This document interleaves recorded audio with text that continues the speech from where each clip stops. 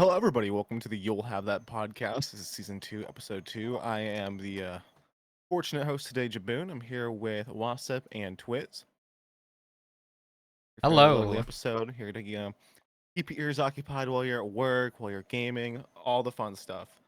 And today we're gonna be starting off with a, I'd say pretty hot topic. People are still seeing this movie. It's just got a release on Blu-ray. All the fun stuff. Deadpool Wolverine. How are we feeling about that, guys? I watched it in the theaters and I thought it was pretty good. I loved it. I thought it was great. It's got the Deadpool kind of zing to it, breaking the fourth wall all the time. There were some surprise characters in there too. I guess actors, I should say. I did not expect a Henry Cavill to be in that. Um, so for our viewers that didn't see it yet, slight spoiler alert here. But yeah, I liked it. What do you think, Twiz? I know you're a huge fan, so this is right up your alley. I loved it. It was hilarious as always. Loved the fact that they brought what's his name that plays Wolverine. I'm drawing a blank here. Dang.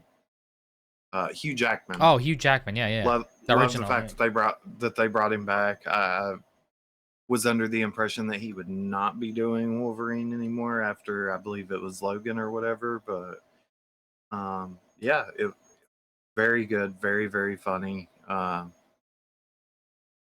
Everything I could have asked for out of a Deadpool slash Wolverine movie for sure. Um, I was surprised that the jokes were as colorful as they were, being that it was They're under Disney and stuff. yeah, that they're under Yeah. Disney. So I'm glad that Disney's not stifling them to where they can't hold true to what the movies are. I know that was a big concern for a lot of people whenever Disney took the reins over Marvel. So yeah, all in all, 10 out of 10 would definitely recommend. It was a banger, man. I was like Twiz said, I was surprised that they got away with a lot of the jokes that they did in the theaters. I was wheezing in the theater when I went, watched it. Yeah. Just half the jokes, I was like, how did Disney not in a bad way, but I was thinking, how did Disney, get away or let them do this? Because they're so about they're about their public image and being Well, they so are. safe these days. It feels like. Yeah, they are, Very but true. I think that they're starting to kind of change with the times and understand that you can't be as prudish as you've tried to be in the past if you're going to be taking control of all of these other companies. Otherwise, you're just going to lose the entire fan base. Period. So I think that they're doing a pretty good job in conforming. Okay, well, our other cast member has decided that he no longer wants to be on camera. Loki. He's gonna We'll go get him lay back in. the next episode. Yeah, exactly. He's gonna go lay and take a nap over That's hard work for over him. there. Yeah, it was. Yeah, at least you got through, that first one almost. But to follow up on that, I do agree, and it's like with Disney buying them out, I think they finally, understanding like, hey, we have to respect the source material. You just kind of cut back all these jokes and all these things that Deadpool is known for. You're not gonna have a Deadpool movie. It's just gonna be like watching some typical, cartoon aimed towards kids at that point. Yeah. I think it struck the perfect balance of like being a family movie, but for mature audiences. Like it really is. It's full Deadpool, it's exactly how we know and love him from the first movies. No leash on it, nothing. And I loved it. And I think Wolverine, surprisingly, was a really good accompaniment, really good company to Deadpool. Sorry about that. I agree. They had Hugh Jackman and Ryan Reynolds already has this huge chemistry on Hollywood and all that. Right. They're good friends even outside of making movies and stuff. And the fact that he was able to get Hugh Jackman to come and play Wolverine again is awesome. But on top of that, sorry, you want to go ahead? Go ahead. But I mean, on top of that, you have even the short screen time of introducing older characters. And I don't mean spoil this for anybody that hasn't watched it, but I'm sure you've seen some clips and some memes I'm about to make a name for myself out here. Bringing out Channing Blade. Tatum as Gambit and, And Blade, and despite these characters having such short screen time, they are able to, they give them the redemption I feel like they deserve. It was a good I homage really to like them, that. yeah. Well, Exactly. the fact that they put Gambit in there at all, because Gambit is an old school X-Men, and he's never been portrayed in any of the live action movies whatsoever. So the fact that they put Gambit in there was very refreshing. Hmm. I personally wouldn't mind seeing him Have his in own a, movie, in, kind of, yeah. yeah, either have I his would own be so down movie for that. or just in the next X-Men movie or something, have him in there. Because he was one of the original cast, so there's no point in not having him in there. But yeah, like I said, I liked it. Hugh Jackman was perfect contrast for Ryan Reynolds. So Absolutely. It was kind of it was surprising very good. too, because like you said, I mean, Hugh Jackman, we thought he was never gonna do another Wolverine movie, right? And I think it's really funny that we're also kind of seeing, in the sense that in the movie itself, Ryan Reynolds made fun of that. He's like, "Oh, you're gonna be here for the next 80 movies because Disney's got Yeah, you on that." So I thought that that was was like my favorite part of the movie is like they're sitting there like having they're taking jabs at the old publishers and the current publishers. Yeah, you're gonna be doing this till you're 85 or another 40 years. Mhm. And like Yep. they're like, "Fuck you, Fox." It had like that perfect blend of just, man. I don't know how you got away with this, but I'm thankful that you did because it just fits the character so well in the movie. It just that contrast. You had the good serious moments and you had the good laughs. That Absolutely. was a good Right. movie. I recommend it too. Absolutely. Um so next topic here, I guess. Since we're talking about movies and stuff, why don't we talk about the like kind of the subscription prices? I know we talked about that before in a different episode, but kind of just to segue into it. Um you know, we're seeing yet another increase, a jump in subscription prices from, specifically, I know Disney, and I think Disney merged with someone. Was it Hulu? Hulu. Yeah. It's Disney and Hulu. Yeah, and Netflix is now, or YouTube was charging $22 for the family membership thing.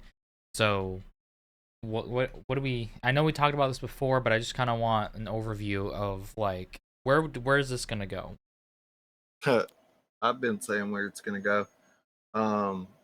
Netflix also has plans to go up in pricing in January.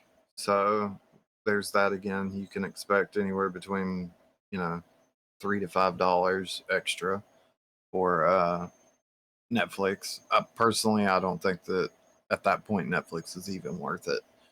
Um, I agree. YouTube is not worth YouTube Premium, I should say, is not worth the price that they're trying to peddle it out at either, for literally being able to watch a free service with no ads. Meanwhile, you still have ads in the Video itself, right? in the video itself. So like, yeah, no. They're also hitting you with like YouTube Live TV. They're really trying to push that, which is the base plan is $65, and then if you have any kind of add-ons, that can get up to literally a cable or satellite subscription. It's, in my opinion, it's not worth it. It's not what streaming was supposed to be. Streaming was supposed to be a cheaper alternative to cable and satellite, and here we are in the year of our Lord 2024, and we're starting to see cable and satellite prices on streaming services, because let's be honest, there is, so everything you want to see is not on one streaming service.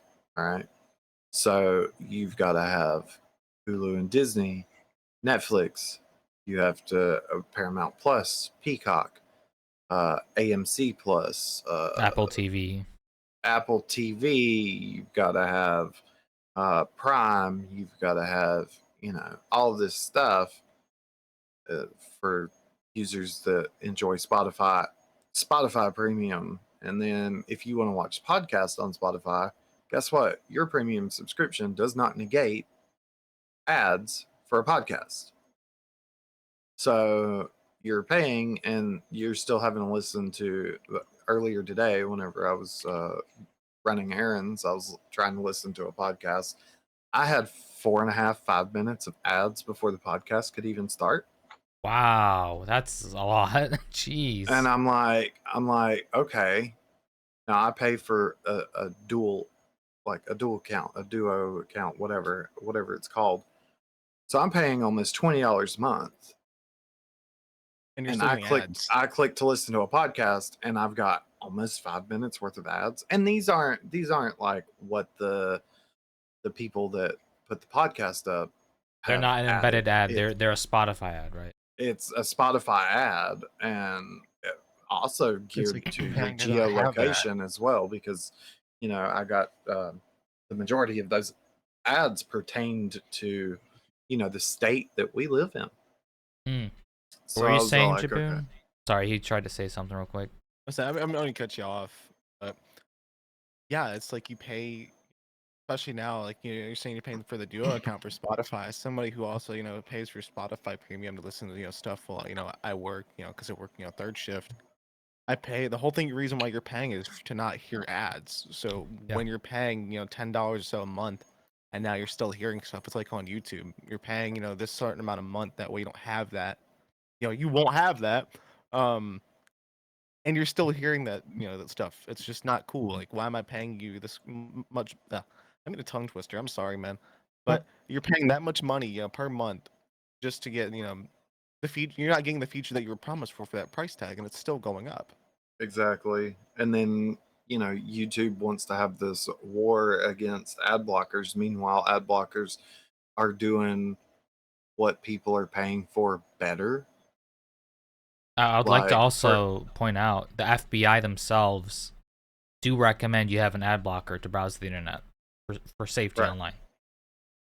Right, but yet they want to have this war with ad blockers so that they can get more revenue. Meanwhile, the ad blockers, like I said, is doing the job in blocking ads and embedded ads better than what you're paying for.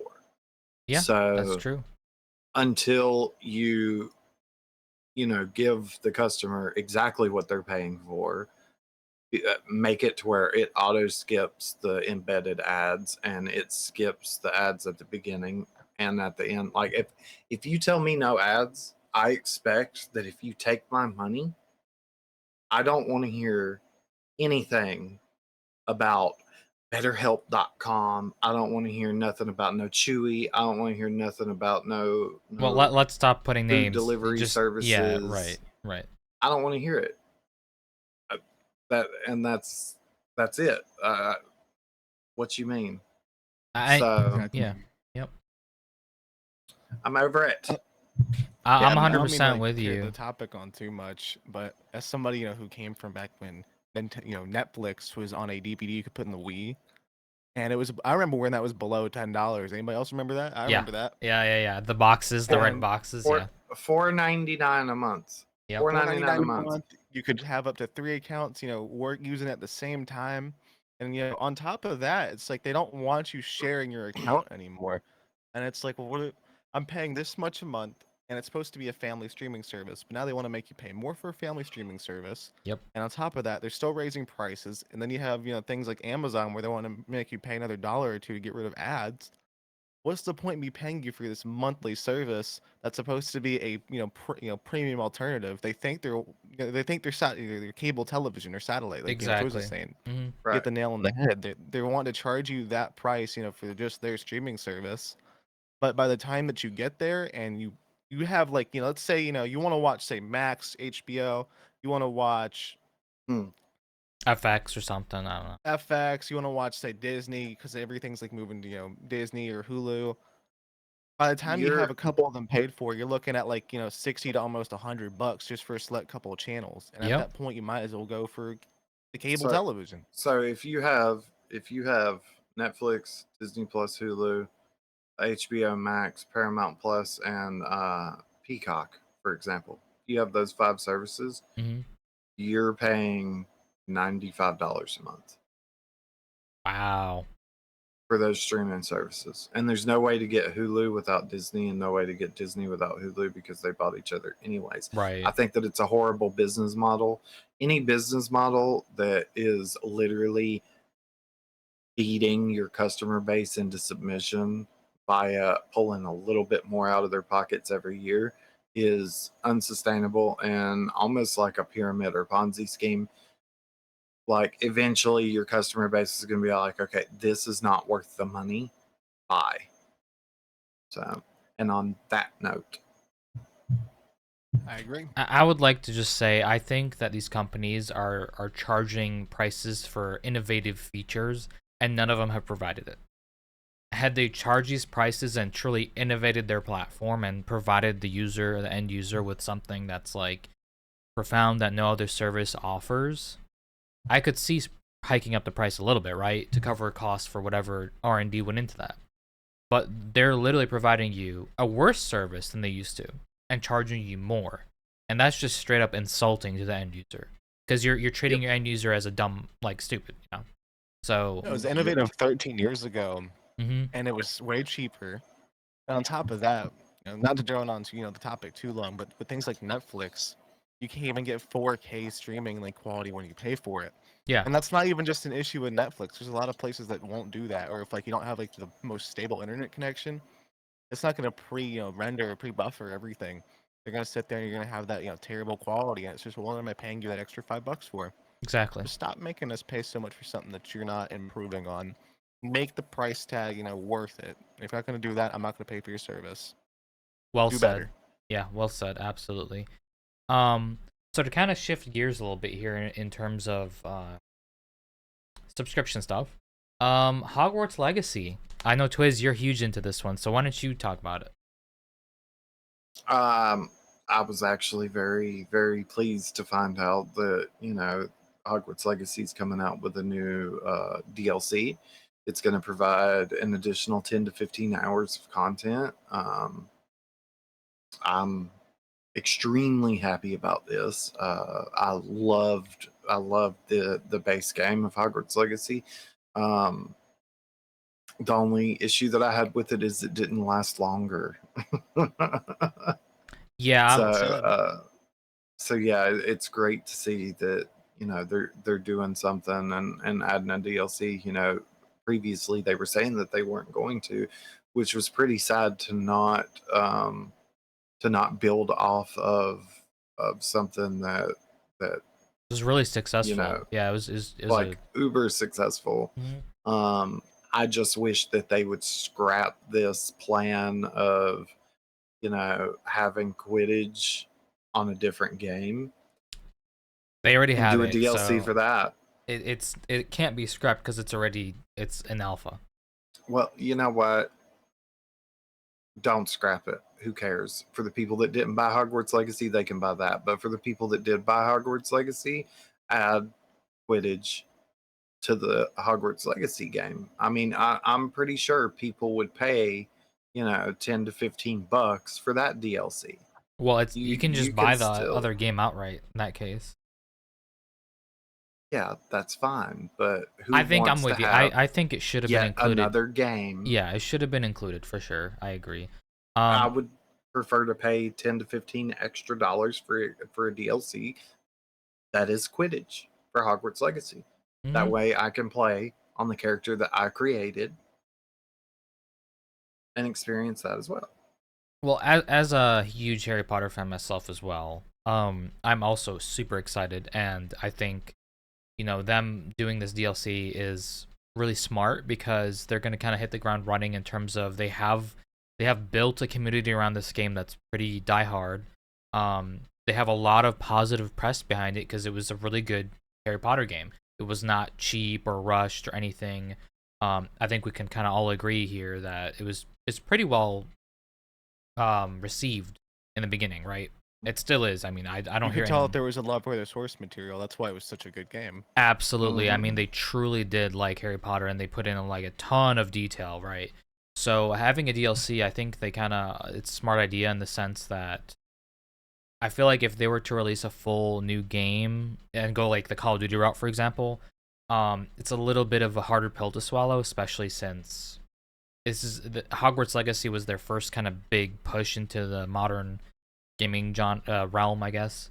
So a DLC is a smart idea, and I'm really excited for it. I'm really, I mean, we stopped at year. What year was it? We stopped at the end of Hogwarts Legacy. Was it year 6 or something? I think so. I'm not entirely sure exactly. It's been a while since I've played, Mm-hmm. but my whole thing about it is they built such a good foundation to this game. You know, Yeah. you have all these different aspects of the game. You've got your common room, you've got your room of requirement that has all of your things, all of your, you know, zoologist pets, all of this stuff. There's so much stuff that Yep. you could go with Mm-hmm. as far as like potion making and all of this crazy stuff. It would be, in my opinion, it would be kind of dumb to not build off of that rock solid foundation Absolutely. and just create something wonderful, even possibly take it, you know, online so that, you know. Yeah. I was gonna say like, what do we all want out of that DLC? And one of the things is, having some multiplayer ability, some like co-op or something would be really really cool in my opinion. A co-op, even just like a dueling pit where, you know, you can get in there and duel, or, Mhm. you know, like I said, Quidditch, which of course there's already a Quidditch game, but still, there are so many different opportunities to bring multiplayer to that game. I think that it would kind of do the game a disservice to not explore that. Absolutely I agreed. agree. If you guys don't mind me asking, do you guys know how much the DLC costs by any chance? It just got announced. I'm not sure. I don't think there's like a price set or anything, so I'm not sure on that. Gotcha. Say for 10, 15 hours of content, I feel like that's a lot, compared to games that have come out lately as far as DLC for like a story goes. Yeah. So hopefully if it's like, like $20 or so and it gives us some good content, I think it's gonna be a pretty solid DLC. I haven't Right. played through the entirety of Hogwarts Legacy, but I enjoyed my time with it. My mom enjoyed her time with it, and she's a diehard Harry Potter fan, so hopefully they do good with it. I got my fingers crossed. Same. Yeah, Same. I have high hopes for it. So, since we're talking about new games, what about the new Call of Duty? Well, we all know that I have a love-hate relationship It's with more the like a Call of Duty love. franchise. No, it's a love hate. No, I'm kidding. It's a It is. love-hate. It is. It is. It's It like, is. you hate it sometimes, but then man, it's like that one girl that you just can't get away from because you have that one night with her and it's just the best night It's ever. like an abusive Next day, it relationship. fucking sucks. Yeah.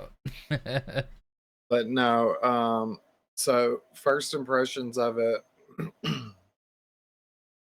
so far, I'm loving the movement. I'm loving the weapon play. It's that, you know, right amount of recoil and everything like that. I'm thoroughly enjoying it. The only gripes that I have are the assets, and like for example, the skin on some of the operators Yep. look very clay-like and stuff like that. And then there are textures on the maps that are very dull. They're not poppy. You know, they're not. I don't know how to explain it. Don't get me wrong, it is a beautiful game, but I think that textures could be, you know, not redone, but like even if they added a filter in just to make them pop a little bit more, is that way the game isn't so, It whenever almost you're looks running like the through the environment, saturation was put it down looks right. muddy, Mm-hmm. you know. uh it's kind of like a tattoo that was just hammered with too many darker colors. So you know, that's what I mean by muddy. Past that though, past the texture issues, and the asset issues, I'm thoroughly enjoying it. The game runs great. I've had no lags, no stutters, no disconnects, nothing like that. Nothing like I seen in Modern Warfare 2 or Modern Warfare 3. Modern Warfare 3 was an absolute shit show from day one and continued to be so as far as connection and stuff like that, all the way up until Black Ops 6 came out. So I was very happy to see that that those issues did not follow over to Black Ops 6. That was refreshing. I do think that they still have a long way to go in terms of their anti-cheat and stuff. Personally, I would love to see them just scrap the Ricochet anti-cheat program and go with a more reputable anti-cheat. That is what ultimately got me to say, you know what, screw it. And after 1,100 hours playing Call of Duty in Modern Warfare 3, I uninstalled because, you know, shadow ban or you know, in just lobby after lobby after lobby with at least one cheater, it made the game not fun. So I'm hoping and I'm optimistic that that issue isn't going to plague Black Ops 6, but only time will tell. But so far, I am enjoying it, and like I said, I do have a love-hate relationship with it. It is the minute that I start getting into lobby after lobby with cheaters is whenever I'm going to have issues. Now, mind you, I don't think that any online game period will be completely free of cheaters. I am not that delulu, but at the very least, I want to see Call of Duty do its absolute best to mitigate the majority of cheaters instead of what we have seen for the past 4 iterations of this video game, and that has been, you know, just blatant, like, we're not doing anything about it.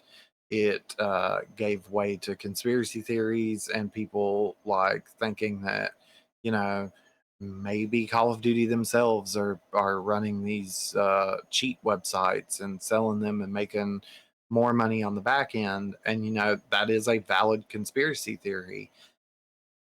I hope that's not what's happening. Although But I just hope that's not what's happening. And it's definitely a possibility when you think about it. To a little bit of an extent. It's a little far fetched, but it could happen. It's definitely, you know, there. mhm.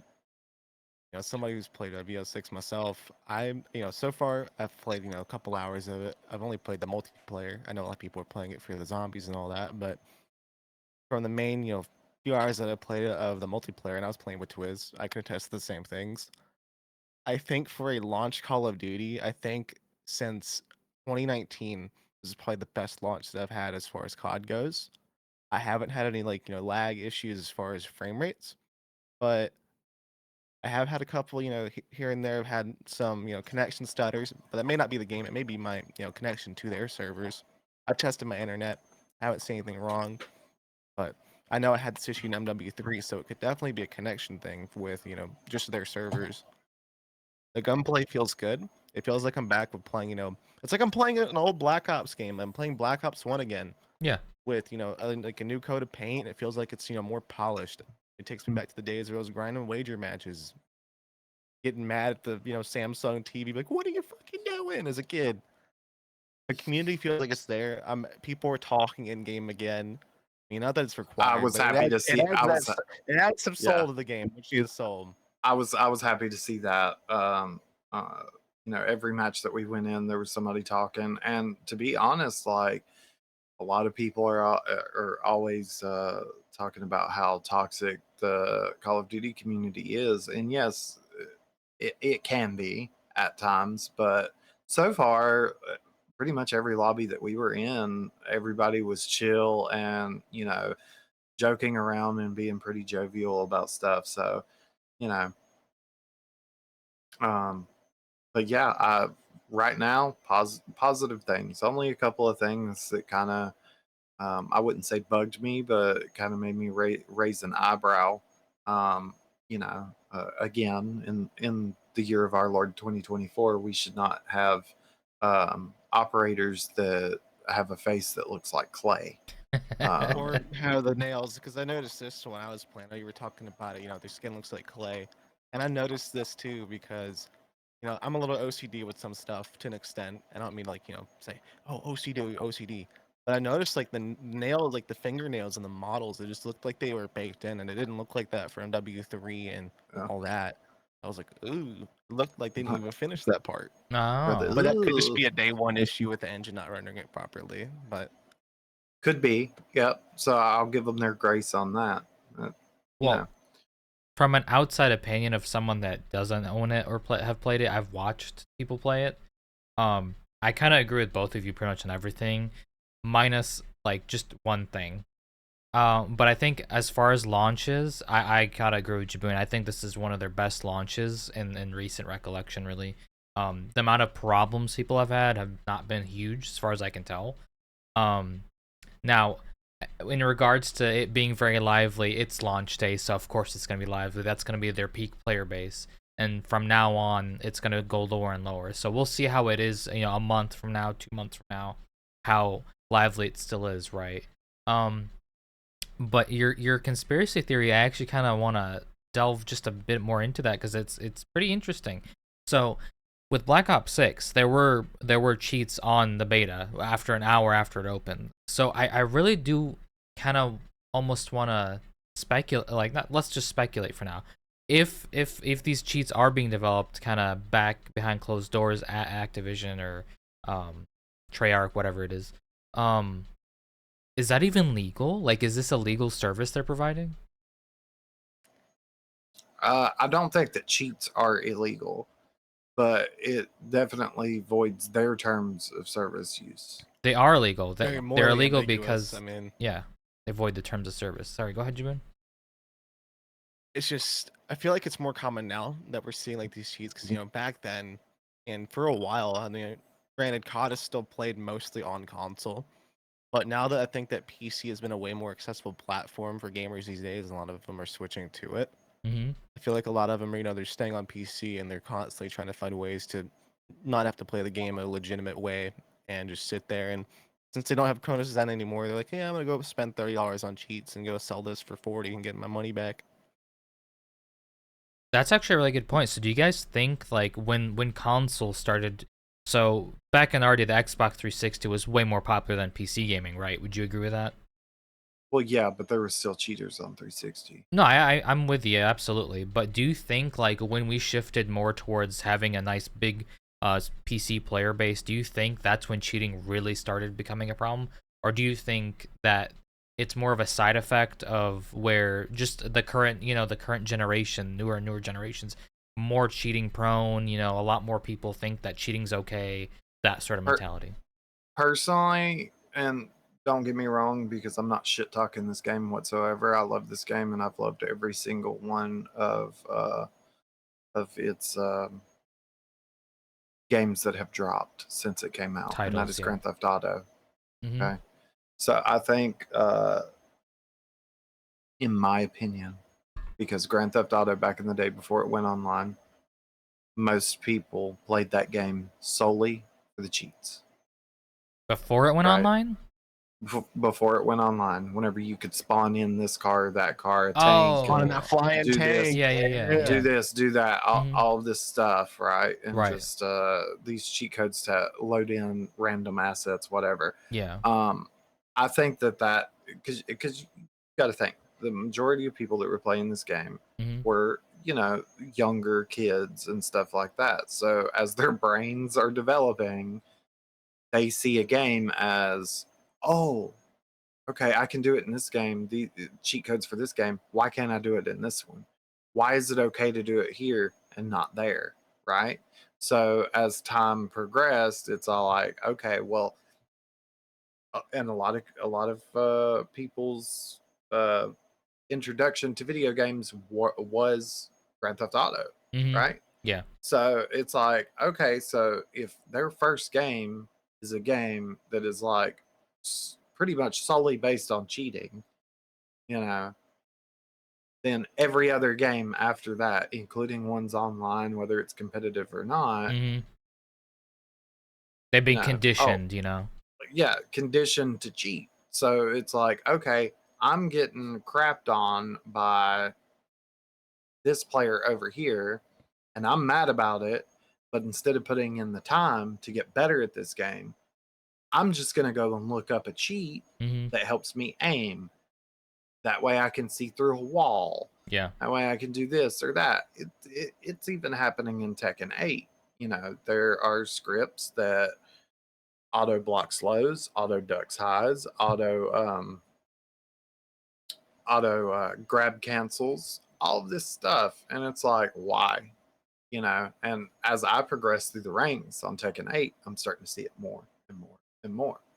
You know, I play with Ling Xiaoyu. A lot of her stuff is low combos. And, you know, I beat somebody 3 rounds in a row, no problem. And then all of a sudden, once we click rematch, It's like a you can switch tell. got flipped, right? You can tell they flipped the switch for their scripts, and now they are literally blocking everything. They block the high, the low. They're sweeping my low, and then going into this, you know, unending combo. Like I'll be on one side of the map, they're sending me all the way to the other side of the map, taking down all of my health, like this Wow. infinite combo, all the way down to this much health. And then before I can get up, they hit me with a low. Like, nah, bro, you weren't that good the first 3 rounds. I They got know, their secret lab sponsor, next match. right? The And gaming then I gym. go to replay because I'm like, you know what? I'm going to give them the benefit of the doubt. I might be crazy. Mm-hmm. All right, maybe they were playing with me, and I watched their gameplay for the first round. But then the second round, it's like, okay, how are you doing this combo whenever it's like forward 3, you know, whatever, Yeah. but your buttons that you're pressing is down back. Oh, So that's you see them hit forward 3, but then immediately there's down back. And Yeah, it's all yeah. like, okay, so you got a script running. There's no way around that. You've got a script running, and you should be permabanned. Oh, Like your hardware absolutely. should immediately be banned for that. And again, in 2024, no game should have to have a report system. These games need to have something to where it can auto detect it. And like, I'm not saying like auto detect like some old bullshit that's not really a cheat Mm-hmm. and ban people. I'm saying like they should be able to auto detect that there is a script running and that these people are cheating. It is very obvious, especially with the replay, you know, because Yeah. you can go frame by frame. Right. And it's like nobody on this planet's reaction is that fast. Like you're not going to be able to go into a down back in like the first like 10 sliver hours of of the a game. frame where I can't even see my character getting ready to sweep you. Yeah. Okay. Yeah, of course, right. If your reaction time is that fast and it's every single time, no matter what move it is for a low, Mm-hmm. and then your reaction time is also that fast whenever I go for a high and your character ducks, like every single time, there's no way. There is no way. Humans are not robots. Your reaction time is not that fast. Sorry. That's true. And, So, you know, I want to ask, you know, both of you, I guess, is this a generational thing? Because, you know, for me and Twiz, and I'm pretty sure Jaboon, Ooh. we would see this as like, you know, not something to be proud of. Like if I just, you know, pooped on someone in that game, right, and using a cheat, it doesn't give me satisfaction because I didn't do it. It was a computer it that doesn't spark joy. correct. It doesn't Oh, spark joy. please let me pop off on this topic. I I'm about to will. go You'll nuts. you'll get your chance here in a sec. I Go just want ahead, to go ahead, finish. go ahead. So yeah, like for example, I'm pretty sure all of us feel this way in the sense that, you know, it doesn't, you didn't do that, so why would it give you any joy? You're not that Well, it's good. like you spend $70 on the game, where, you know, even though if you're getting on Game Pass, which totally, you know, very great thing that they did, by the way, letting everybody just play on Game Pass. Yeah, yeah, yeah. Mhm. Way easier to, you know, figure things out on it. Mhm. How do you sit there and tell yourself, man, I just shit on this guy who's, you know, level 40, or he's like max prestige, Yeah. and I didn't even do that. The fucking software did it for me. Right. Exactly. Right. I needed software installed into my whatever it's called, joypad, whatever. Mm-hmm. All right, with scripts in it to be able to beat this person that I know is not cheating. Right. Like, you're fugazi as fuck. Like, don't play the game. I Why need to see why are you 50% even playing? recoil because I didn't want to pull down the mouse on my, or Right. pull down the joystick on my controller. Right. Like, no, And you know, you're back not good. then in a tournament, sure, because you're winning money, right? There's a cost to it. But just playing randomly online, why? What's the point of that? Well, No, we see, didn't even do that in tournaments, man. I get what you're saying. Like a tournament, you can kind of see why No, yeah, somebody like, would cheat, even though exactly. it's still scummy. Yeah, of course. But you know, regardless, and I'm right there with you. Like, why are you doing this in just a casual match? You know, but I can now hear me out. The reason why they do it in a casual match is so that they can climb through the ranks and possibly get that invitation to the tournament. But it's what they need to understand. You're on a LAN tournament. You are not on your equipment. The only thing that you are on is, you know, your controller or whatever, right? Yep. And that is thoroughly checked. Of course. So if you are ass at the game and are relying on scripts, you are never going to get up on this world stage and take any money home. Period. Because I bet you're not going to beat me with your bullshit, and you don't know how to block for yourself. Guaranteed. That dude will literally, you know, beat you into submission every single time. And them refs are gonna see word.exe on your computer if you try and fucking cheat at a tournament, man. Well, that's the thing is the Tekken tournaments, they don't allow you to bring your own computer. You are on their console. It's a PS5. Okay, I see.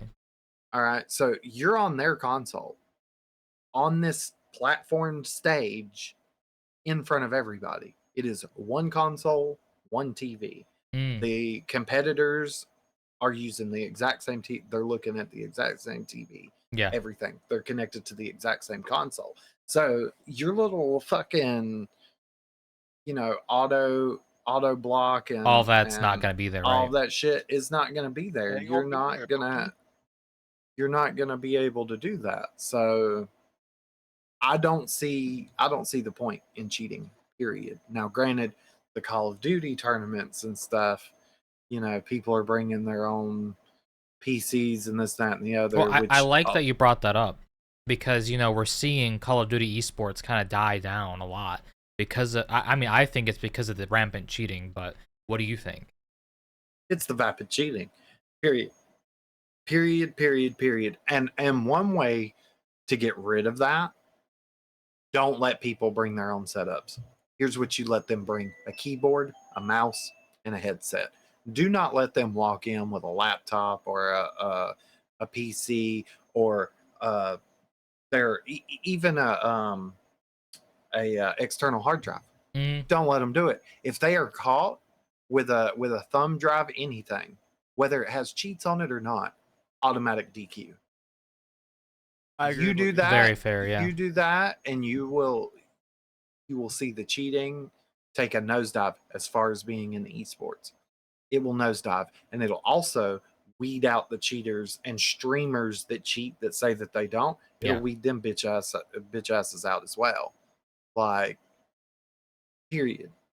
The best way to handle it. I mean, the best what I would do with that, you have them come in with, you know, if they want to come in with, like, say, you know, their keyboard, their mouse, and their headphones, you let them come in. Let them set up the settings the way that they want to on the computer for, you know, the game, but make sure you have a ref watching them, like, you know, before anything starts. Have it done either in advance or around, you know, around that time. Like, there's a reason why, you know, games these days have it shared across either account, or you can go, you know, post in, like, say, like a document. Exactly right. Just make sure it's moderated and nobody's bringing in like any external, you know, big no-nos. Yep. I think that's very smart. And, you know, with Fortnite, we saw, you know, they went full Blaze Earth with Jarvis. Remember FaZe Jarvis? They didn't care he was a streamer. They banned him permanently permanently Well, yeah, you're while promoting on cheats. stream. while on stream. And yeah. meanwhile, I go on TikTok or YouTube or anything like that, and you've got streamers day one live streaming cheats and have been for hours and are making money because they're streaming cheats, and people are giving them galaxies and Yep. hearts and donations and this and that and the other. It's like, what kind of Apex shill? Legends, is that you? Right. It's like, what kind of shill ass bullshit am I living in where people are rewarded for sitting on a game and cheating their ass off? And it would be Absolutely. one thing if it was like a single player thing. I kind of want to go, I guess, on my little rant about it, if that's all right with you guys. Of course, yeah. So we were talking about, I guess, like the culture and like the generational change, right? Yeah. For me, and Twiz can definitely attest to this, as we both have been playing CODs, the early days. The cheating culture is way different. Granted, back then you had a lot of people that would, that still would cheat to, cheat, aimbot and all that. But back then, at least for the boys at console, we had so many goofy fucking hackers, man. Let's be real here. We had hackers that would, make their own pretty much custom game modes, like, playing infected on shipment and Yeah. shipment. What is it? It was raid. It was like raid and Black Ops 2. I remember, people would like bring in their own like infected game mode from mod lobbies, or they'd give people like custom camos and things like that. Back then, in consoles especially, it's just having that chill hacker experience. It made you feel like you were playing a single player game and enabling cheats.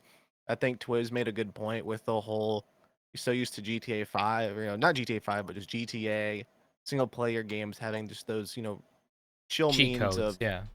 cheat codes that didn't necessarily make you just great at the game, but they gave you that sense of, I shouldn't have this, or you shouldn't you don't normally do this, but man, it's so much fun and it's not harming anything. And the issue is, people these days, they see a cheat as, well, I got to get something out of it, or I got to get an advantage out of it. And granted, a lot of cheats for single player games were like that. But these days, everybody's all about, how can I get this done the fastest without, putting in that much work for it? And that's my issue with it, is a lot of people want to sit here and, top frag and, be great. They think that they want to never lose. That's the problem, is everyone wants participation trophies as well. And they want that even in just casual matchmaking, and that's a huge problem. I remember, playing COD back, early days, and if I lost, I was like, well, shit, good game. And we'd laugh our asses about it in the lobby, but these days everyone's like, "Oh, fuck you," and all that kind of stuff. Just the Screw culture's that. so bad. Get good, scrub. If you have to use Exactly, the get Yeah. good. Yeah. if you have to use cheats, you're just a fucking shitty person. You're ass. Period. And then you have the audacity to talk shit too. Right, and that's that. Definitely So- agreed. Jaboon, do you want to kind of touch on to shift gears here? The DLSS and FSR thing that devs are using as a crutch? Ooh, I would love to talk about it, because kind of like, it's a mixed bag for me. I'm sure you guys have heard about this, or we've used, I think some of us have at least, tested to use DLSS, FSR. I think it's great for, doing things like 4K on, say, more older hardware, or even just like 1080p on trying to, get things to play well on, older hardware. But I feel like everybody remembers, was it not Jedi Fallen Order, but was it Jedi Survivor, yeah.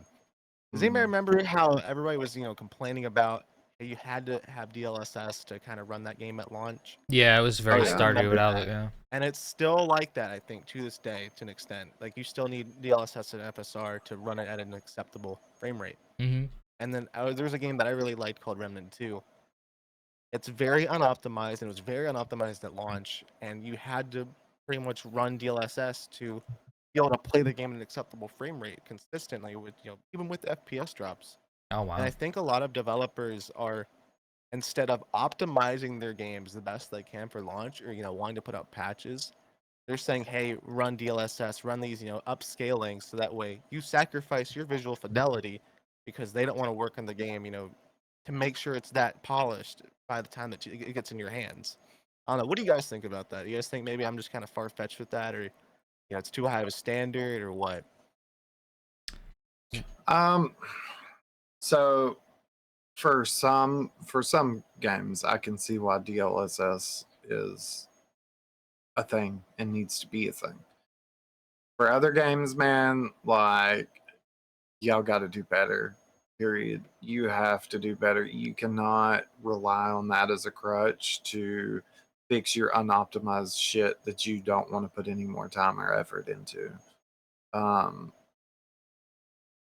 mean, that's just that, you Just know. that, man. I mean, yeah. I want to Maybe kind of you're use an biased example. with it. Oh, sorry, go ahead. No, go ahead, man. You go ahead. I'll say what I want to say after. All right. I want to use a game as an example, and I do realize this is high-hanging fruit here, but, you know, you take a game like Cyberpunk 2077, right?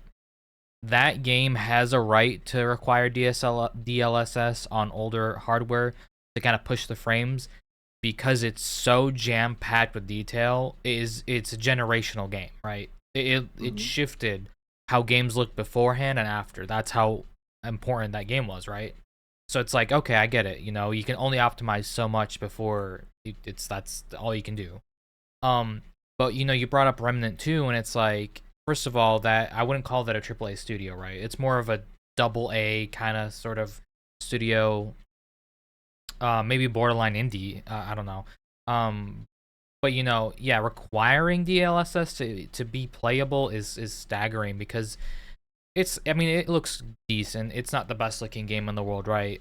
But using it as a crutch, I think is kind of a slippery slope for developers because it's only going to encourage you to push out newer games faster and less optimized more and more as the technology gets better, because you know you have DLSS 1.0 and I think there's 2.0, 3.0, etc., right? So you know, the more iterations that the technology improves, the less quote unquote optimizing they'll want to do. So that's kind of a slippery slope in my opinion. Now the technology itself, I think, is a good thing. I don't think it's a bad thing at I all. wholeheartedly agree. I think it's I think it's a very big leap. I like the fact that it's a great thing for people that they may be lacking in like terms of a certain thing, or Yeah. as you were saying with Cyberpunk. It's such a beautiful looking game, and even at like 1080p with nothing else, like, no ray tracing, nothing like that, it runs like a beaut. But it has some of, if not the most advanced path tracing and ray tracing that I have seen in a game Oh since yeah. the features come out. Like, let's be real here. That game is a whole different breed once you have everything maxed out and on path tracing, etc. Mm-hmm. And to get it at a frame rate, stable and good, if you're not running, say, the latest hardware, which is on like a 4090, which most people aren't going to have, it makes sense for that because it's such a big demanding thing that not everything is going to run. That makes sense. But when it's just a crutch for something that still looks like it came out in 2019, 2020, no, I can't justify that. Keep your game in the oven for a couple more months if that's what it takes. Absolutely agreed. And I think this problem also stems from developers kind of wanting to rush out a game, or maybe it's the publisher. I don't know. But you know, for me, example, I do some 3D modeling and texturing and animation stuff like that. And you know, the optimization part can definitely be overlooked if you're lazy, because it is sometimes tedious and can eat up some time. I think Twiz has some experience with it too, possibly. A little bit, yeah. But you know, like that's a part where you can spend a few hours on, or you could spend a few minutes and just have a program do it for you, but not do the best job necessarily. Oh, if you only spend a few minutes, you're screwing your end customer. Period. Absolutely. So, you know, that's a really, I mean, that's a good take in the sense that like, yeah, developers should definitely be focusing on churning out a better product versus just churning out a product as quick as possible. So, that's Well, where I'm going to go there. there's no reason to have such great ideas and such bad execution. If you Couldn't have said are it better, man. if you are a Yeah. double A or triple A studio, and you are charging, anywhere between $50 to $70 per game, Mhm. that game needs to come out as good as it can possibly be. All right. It needs to be polished. It needs to have all of its bells and whistles day one. And if you cannot do that in the timeline that you are given without a bunch of bugs and craziness and unoptimizations and stuff like that, then don't release the game. Absolutely. Absolutely. I mean, you said it. You hit the nail right on the head on that one. Definitely agreed. You know, Ubisoft, are you listening? Hello. Right. So yeah, Definitely. Just work Agreed. on your shit. Take your time. Thank you. I don't understand why they're so against people It's like or there's a rush culture now, man. If you don't yeah, get it out the door for like the holidays, like when Cyberpunk first came out, and shit like that, and Call of Duty was guilty of this too. It's like if you don't get it out as soon as like the big sales happen or you want your sales, and it's just like your game doesn't exist or something to them. exactly. Apparently, like no, that's not the case. More people will pay for a fully cooked meal than something that's like cold in the middle. Very, very true. That's I a. mean, I mean, that is if that it's is an analogy. if it's cold in the middle whenever it hits the table, it gets sent back. Why can't the same be said for video games and movies? You know, Amen. I've seen plenty of good series get canceled because people just wasn't feeling it. You know, the writing, the this, the that. So like, hey, maybe we should start doing that with video games. Maybe we should, you know, Yeah, I mean that's a good point. Absolutely. And then you have the series that are like they start really bad, but people only they justify it by saying, "Oh, they cooked it." It's like trying to justify that meal, but instead of them, making you a whole new meal and trying to do something good with it, they're sitting there, they're just tossing it back in the microwave for a couple more minutes, and then they're saying, "Oh, now it's the best thing I've ever had." Oh man, if that ain't cooked all the way when it comes to the table, and granted, people make mistakes, but if you're gonna sit there and have that big of a budget, that much of a production quality, and that's still coming out looking like it's some TV dinner essentially of video games or anything like that. Yeah. I'm not gonna pay $60 for that shit, the and best that's how I feel analogy that about it. I can come up with is stop trying to serve me a polished turd and calling it a filet mignon. On a silver platter at that. Right. So, Yeah, anyways, I mean, absolutely agreed with both of you for sure. That is the problem. So in other news, Intel, or I guess Arrowlake here, is implementing CUDIMM. Twiz, do you want to kind of give us a little rundown on that? I am excited about this. We are going to be seeing CUDIMM RAM going up to like 10,000 megahertz, which is going Mega to be transfers, awesome. yeah. Well, yeah, mega transfers, whatever. That's going to be awesome, but it is going to be expensive. So, you know, DDR5, 32 gigs, 6,000, I guess 7,000 mega transfers, 200 bucks, somewhere in there. You can expect to pay double for the CUDIMM. When it launches, I'm sure that price will come down over time, but I'm super excited for it. This is awesome. It's so this RAM is what kind of limits us to being able to have RAM at such high speeds, is that the CPU has to communicate with the RAM. So now we're going to start seeing like the CUDIMM becoming like a daughter board itself. Like your RAM is going to be kind of like a daughter board because it's going to have this module on it that RAM is the best way I can explain it in layman terms. RAM's about to get much smarter. So instead of the CPU having to tell the RAM, "Hey, this is exactly what I need.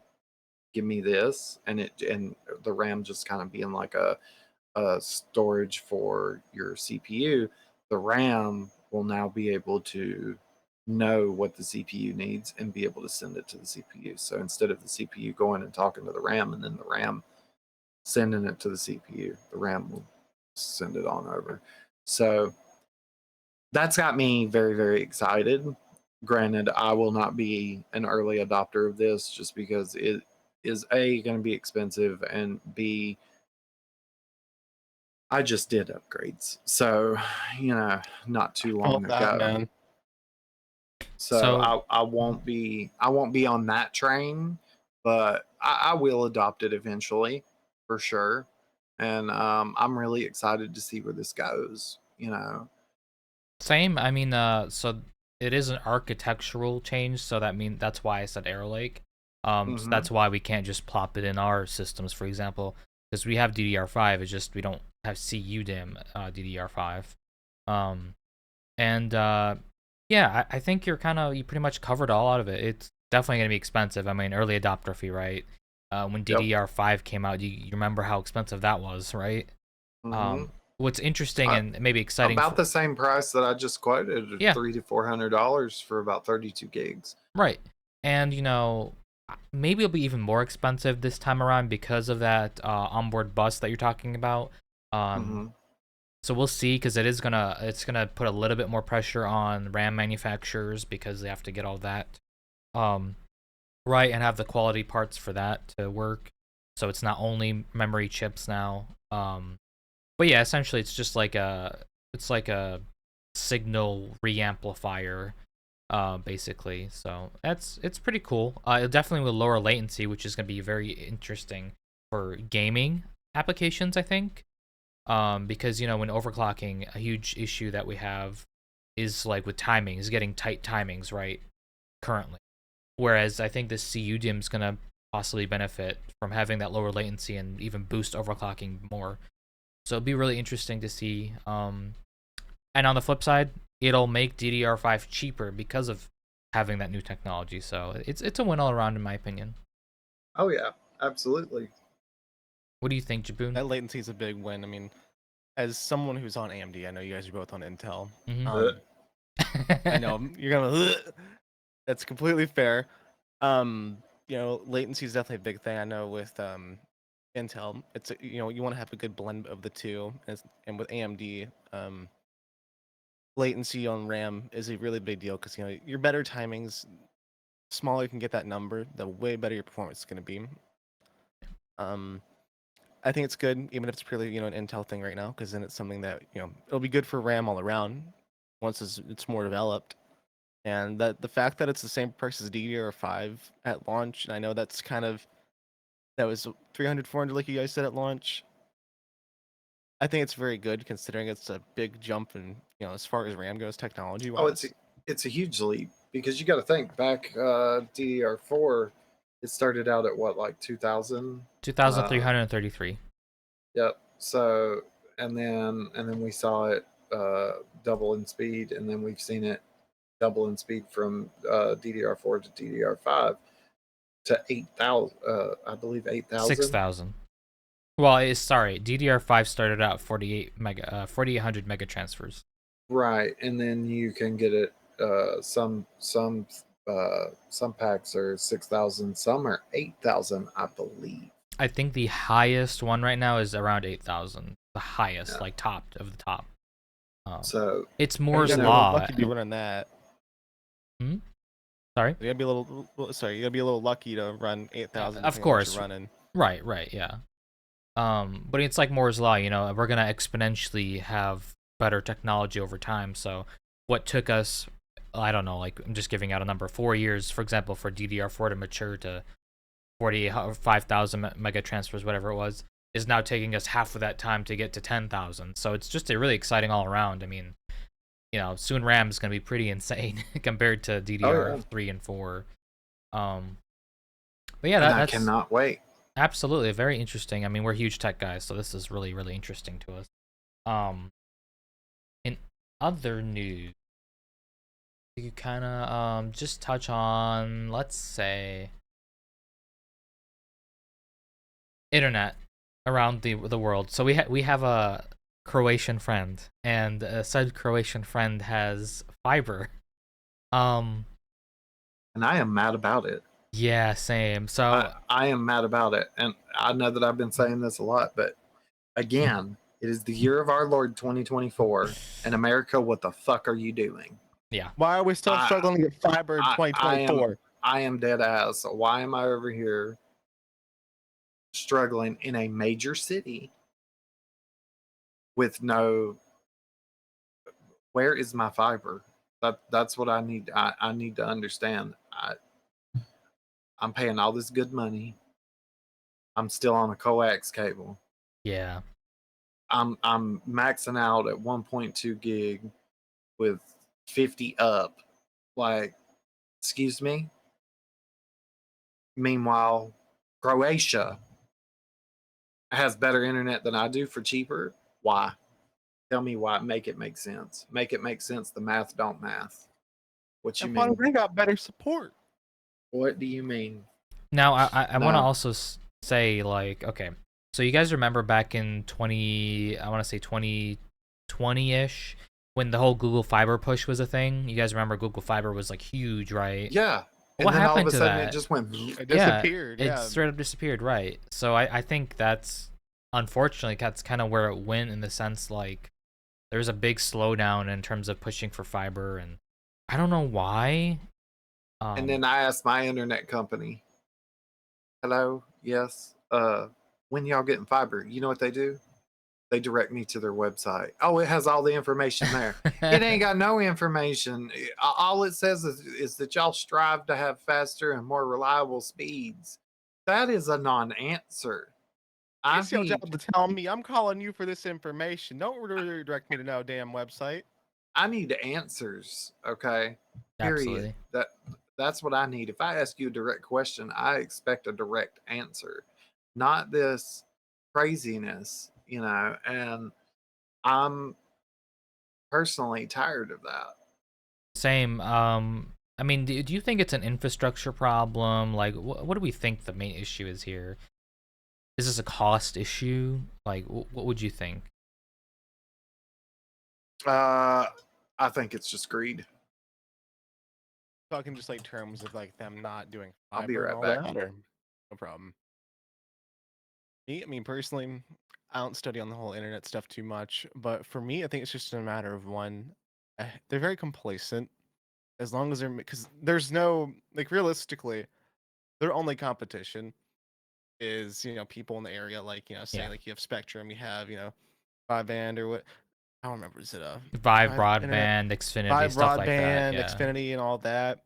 And granted, these companies do give you some very good internet, but my issue with a lot of these, and I only recently have Google Fiber, but I've swapped off of that because they're not Google Fiber, AT&T Fiber. Oh, okay. And I swapped on it back off of it to Spectrum. And as much as I hate Spectrum, it's just, if you're not using their shit, they will try to blame everything on your equipment. And that's another issue that I have, is I feel like these big ass companies for internet connection, Yeah. internet setup and all that, they want to blame everything on the end user before they will even admit it's something with their own their own stuff at back home. Yep. And I don't like that. I don't like the idea of, if I buy my own router, then it's my fault that you're not able to fix my issue, which I try everything that you guys tell me to do on the phone.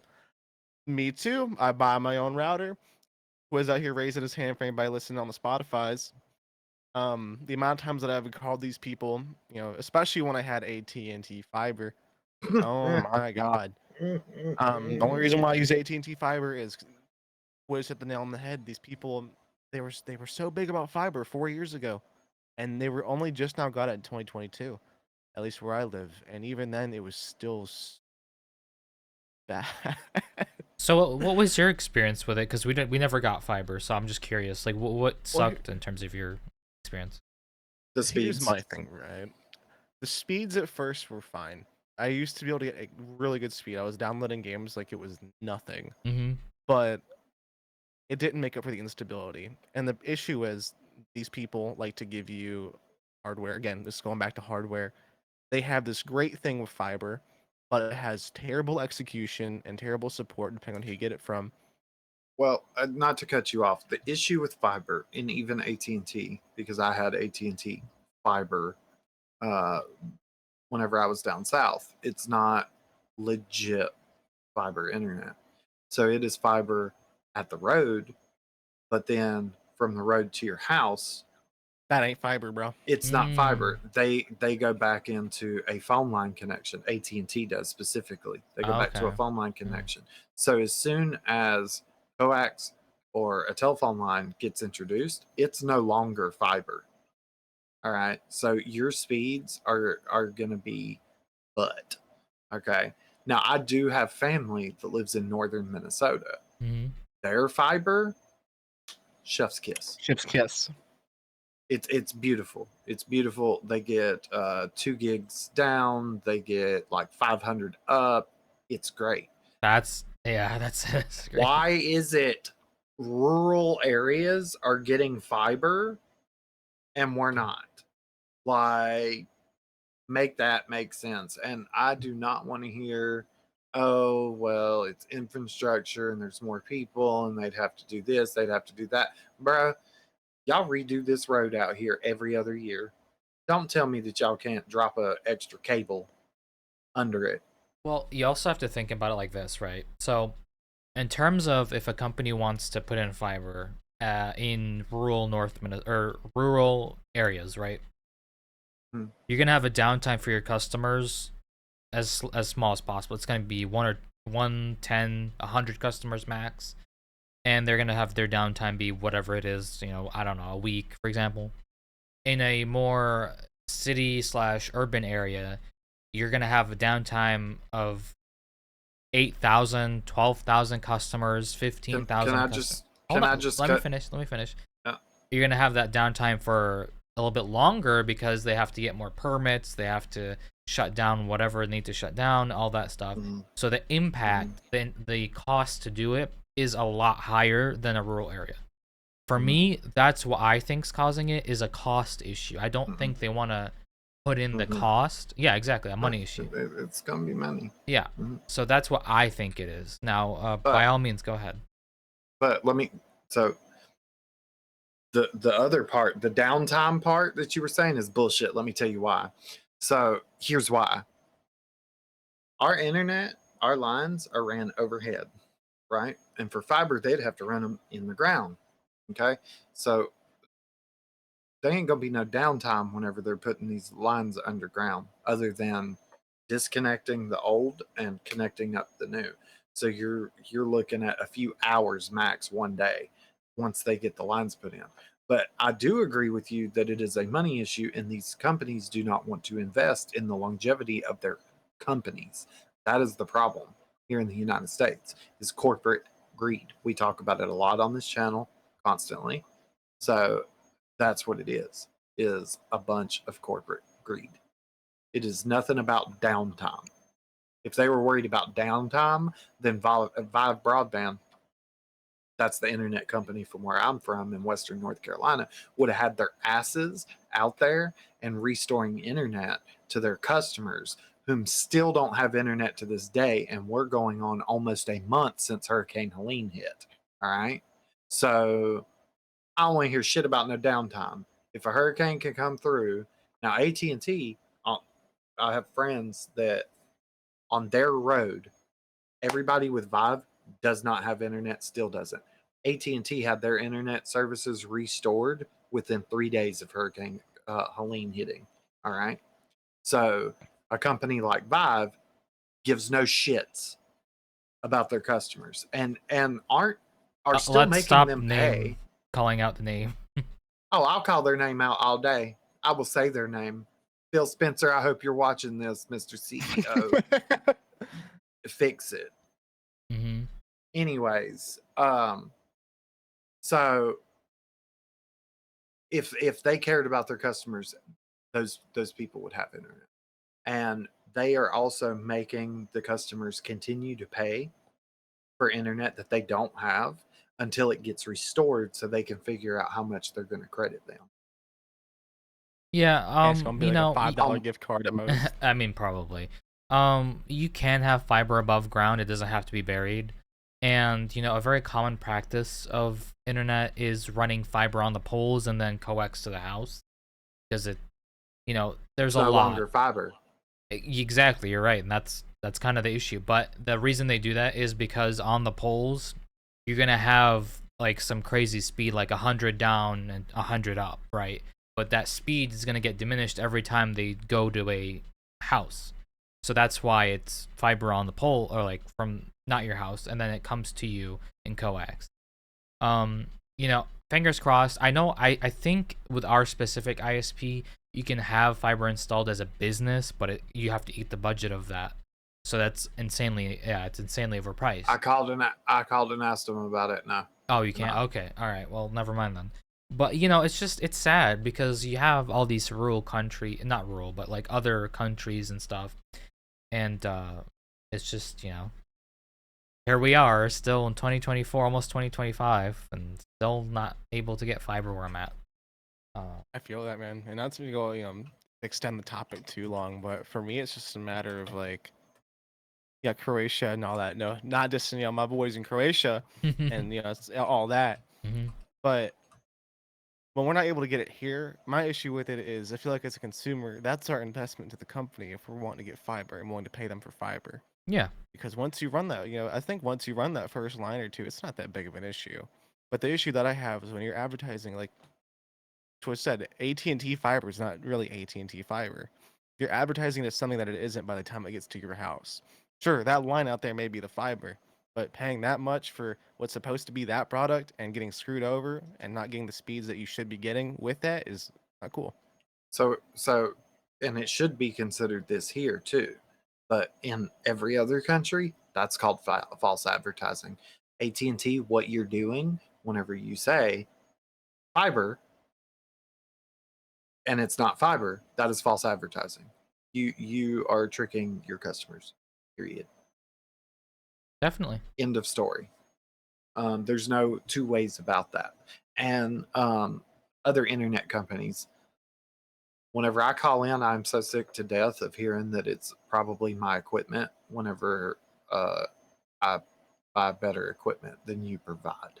Yeah. Yeah, I mean, And you Jabin was put just people saying on. that, yeah. I didn't mean to cut you off there, but for You're me, good. it's like that too. Is you put us on with these people that are supposedly supposed to be, support technicians and all that. And, I would say about 10 or so years ago, you actually had people on there that at least, from my experience having to call, you'd have people that were actually educated in the hardware and stuff they had. And they would understand that if you had your own custom stuff, sure, there's a possibility that you may have an issue with your hardware, but they're not going to sit there and say, yeah, that's definitively your hardware. The issue is these days, these people don't know anything about the shit that they're doing, and it's not Exactly. necessarily their fault. They get And hired to do that they're job. just reading off of a script. So Yeah, essentially, it's purely a script. how are you in customer support and you're supposed to support me as a customer and you can't because you're reading off a script because you don't know what you're talking about. And that's the Yeah. hard part. Is like these people are supposed to be the ones that are supposed to help you, and you can't help me when you're sitting over there. You're Jeff at Comcast, and you're sitting there telling me, restart the router, and then, oh well, have you tried making sure nothing else in the house is running? It's like, yes, I'm up here at like 2 a.m. Nobody else is on the internet connection. I get told about 4 times whenever I call my ISP, whenever I have internet issues. Mm-hmm. They explain to me that if I am on Wi-Fi, my internet speeds is not going to be what's advertised, even after I tell them, bitch, I ain't on Wi-Fi. So they'll reiterate, oh, well, if you're on Wi-Fi, look, I don't use Wi-Fi. I'm hardwired in. So what are you talking about? Like, Does I that don't mean want your to speed's hear supposed to be like 80 megabits upload download? No. once you tell me, once you ask the question, what are you running the speed test from? Is it a hardwired connection or a Wi-Fi connection? And I tell you that it is a hardwired connection. For the remainder of that call, you had better not explain to me that if I am doing a speed test on a Wi-Fi connection, I am not going to get the speeds that are advertised. I don't. That It is just goes to bullshit. show, like, they're just reading down a script versus actually actively listening. And you know how many of them I tell, would you please put your script away? And Right. it messes them up. Right. It messes them up so bad. I am sorry, but if the people that you are hiring is worse than a shitty AI, Mm-hmm. and I can confuse them that easily by simply telling them one thing, and that's to put the script over to the side and hear what I'm telling them, they don't need to be working. I don't care how cheap they came for you to put at that call center, they should not be working. Yeah. And all it takes is like at most, I'd say, there's maybe this is far fetched. All it takes is 30 minutes to an hour to teach someone the most basic shit about internet troubleshooting. Yeah. That anybody could like fix at home. And that's all these people really need to know is if they don't, if it's something they can't fix with the simple steps, then yes, a technician has to be sent out. But when they're sitting here saying like what Toys said, you tell them, oh, I'm testing on a wired connection. Do you know that if you're on a wireless connection, it is not going to be as fast? It's like I am yes. fucking dead. Stop it. It's like no Stop shit. it. I know this. That's why I told you what I'm on.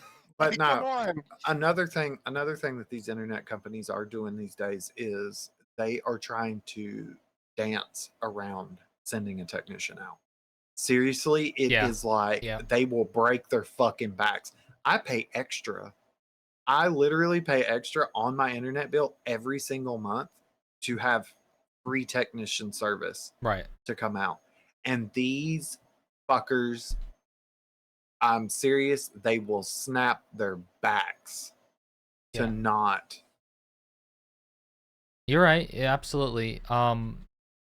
I know we're very passionate about this topic, but I want to get in our last topic here. So T-Mobile and I believe AT&T are kind of in hot water because they're being investigated by the DOJ for them locking down phones. So it's essentially unethical because you can get a phone on a contract and they lock it where you can't go to other providers. Yeah, so they're kind of being investigated for that.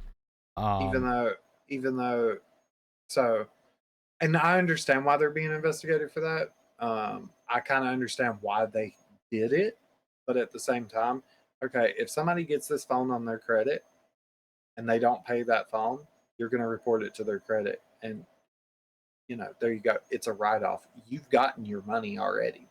So you still locking it to that service is not only unethical, but should be illegal. Yeah, that's exactly what they're arguing. The DOJ is arguing that is because you're essentially paying for a product that you don't technically own fully. Correct. Yep. Even though they unlock it once the device is paid off. But well, you guys are gonna get a giggle out of this one. So do you know what T-Mobile kind of rebutted with? What? They said that this feature is essentially beneficial to the consumer because they can get better deals on the phone. No, they can't. No, they can't. I got a better deal.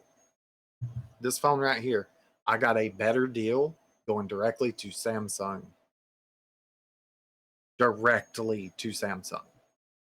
And that's kind of what I'm going to suggest to our viewers. Sorry, Jiboon. Go ahead. Sorry. I was just the same thing with too is that I have a Google Pixel 7 Pro. I got a better phone to the consumer than I did my ISP or my cellular provider. Mm-hmm. And I own this.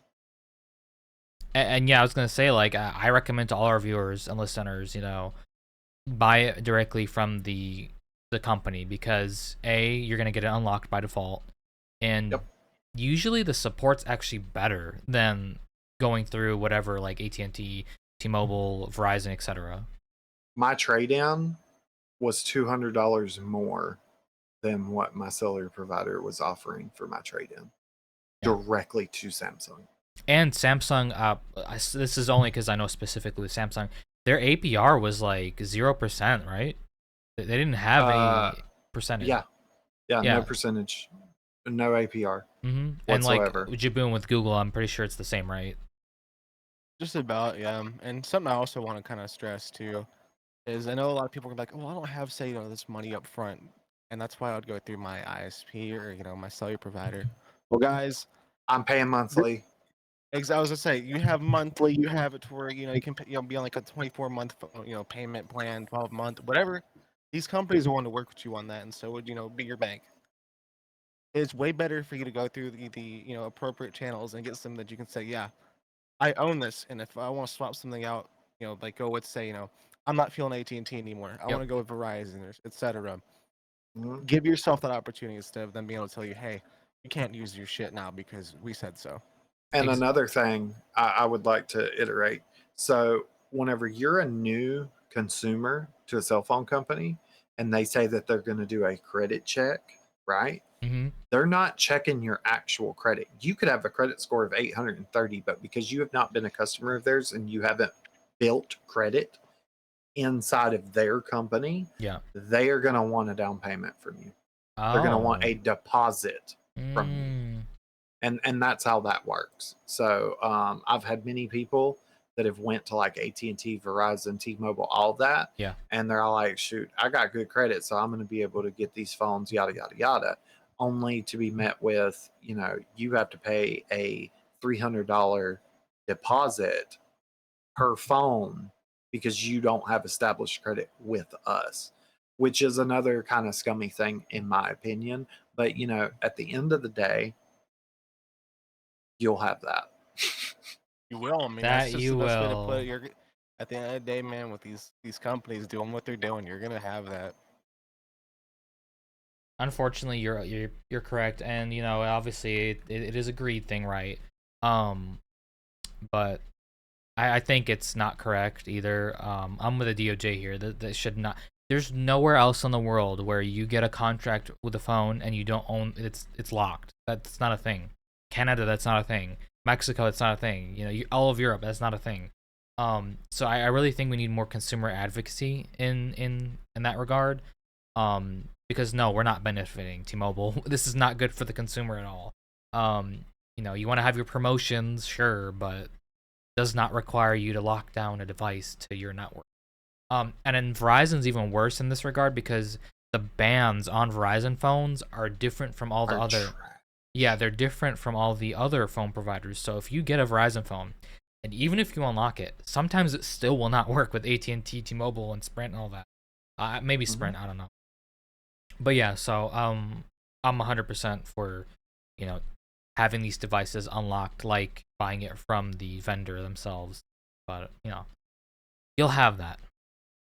Well, so that was it. Thank you everyone for watching and or listening or both. Please don't forget we're on Spotify. You can just search You'll Have That, and it's the podcast there. And on YouTube, you can do youtube.com/@WhatsApp, so WhatsApp. And tune in every. We're trying to go for every Friday around 10 o'clock Eastern, 10 p.m. and please, if you guys have any suggestions, if you guys want us to cover anything, we do have a Discord and we have the YouTube comments on Spotify. You can leave feedback there. We're always looking out for it. We're more than welcome to see it. If you have something that you're like, man, I'd like these three guys to talk about it and, you know, trash on this company because we love hearing them talk about everything with such colorful language, please do. We'll talk about it for hours on end and laugh our asses off about it. Exactly. And the new thing that I'm kind of trying to do is I'm going to put timestamps or chapters in the video on YouTube. So if you want to skip around to whatever section, there should be chapters now where you can just kind of click on that chapter and that's the topic at hand that'll be there. So we'll try that out. And again, guys, thank you for listening and watching. And remember, you'll always have that. You'll have that. You will have that. Signing out, guys. Forehead out.